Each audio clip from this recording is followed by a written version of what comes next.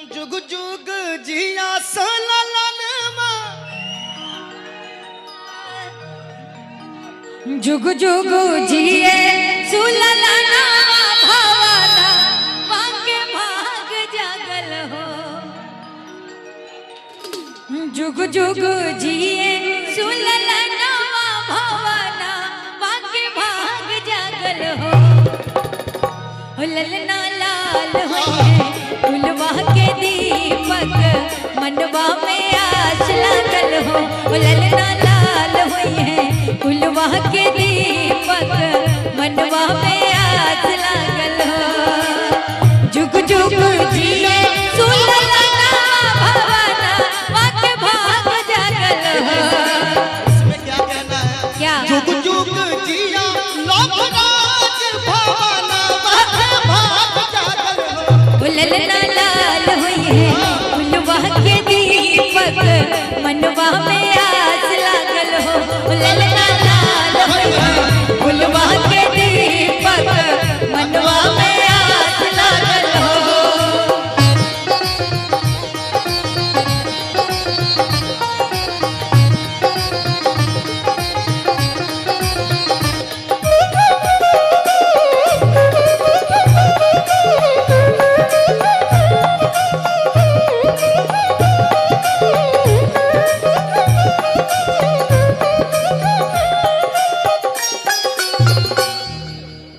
नकिया हवे जैसे बाबूजी के अखिया हो माई के हो।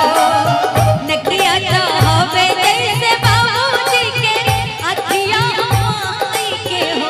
ललना मुहावा जनवा शुरू जवाता सगरवा जोड़ भइले हो। ललना मुहावा जनवा शुरू जवाता सगरवा जोड़ भइले हो।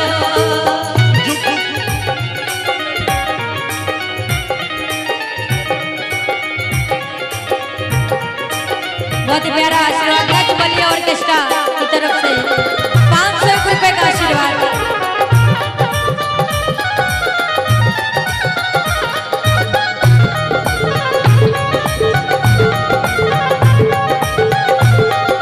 कहना है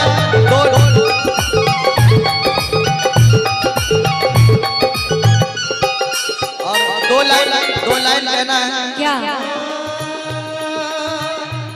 तूने बेचैन इतना ज्यादा किया, तूने बेचैन इतना ज्यादा किया, मैं तेरा हो गया, मैंने वादा किया। दिल ने मजबूर इतना ज्यादा किया। दिल ने मजबूर इतना ज्यादा किया। मैं तेरी हो गई, मैंने वादा किया। दिल ने बेचैन इतना ज्यादा किया।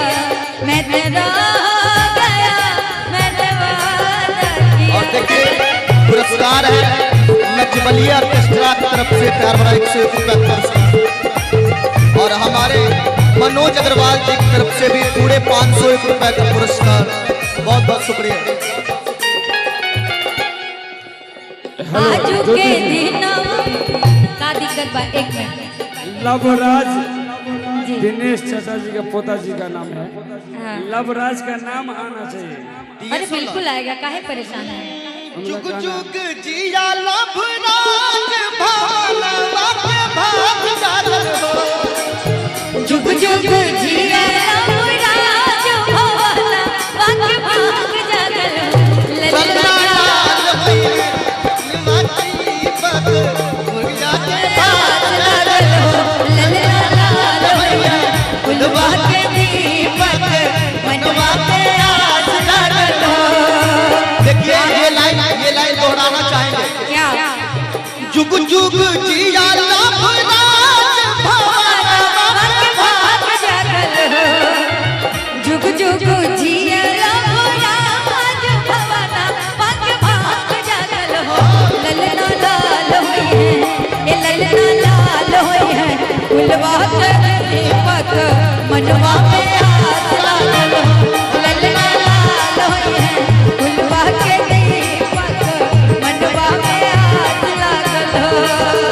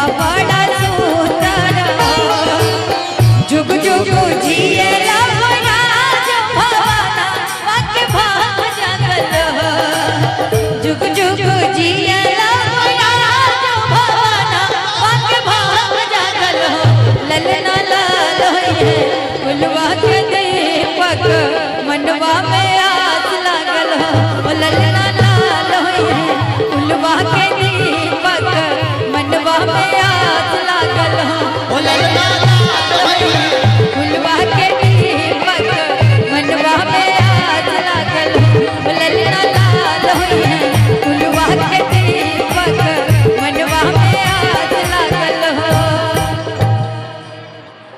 भैया और चलिए